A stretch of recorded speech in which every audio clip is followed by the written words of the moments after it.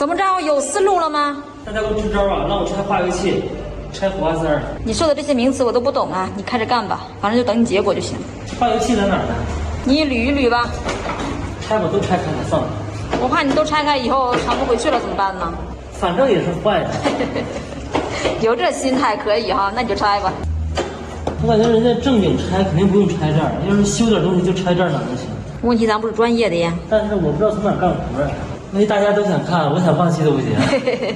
这一个机车梦，开始了一系列的故事。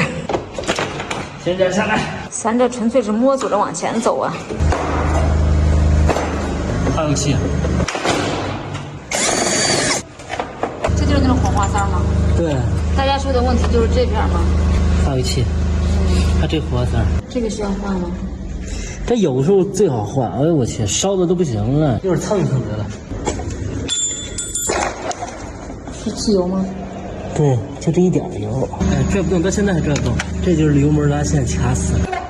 我去，这么脏！你打算怎么处理它？洗洗呗。哎呀，小心点啊！油门和它连着呢，之所以拧不动，就是因为它的原因。看这汽油时间长凝固了。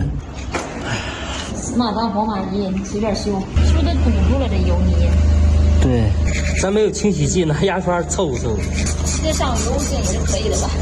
也一样，你看这油。行，手工滑了吗？清理干净啊。其实要有这玩意儿换也最好。投资是不可能的，找存货也是没有，所以就这样吧。最主要是找不着啊。清理完毕，都是凑合，最后再拿油清理清理。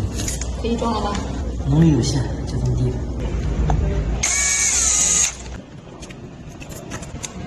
OK， 这个油门也能拧动了。这风门，哎，把塞装上啊。试试，有火啊，火星还挺大的呢。这火花塞看来是洗了一下没白洗，安上它。接下来就是见证奇迹的时刻了，我已经尽最大努力了。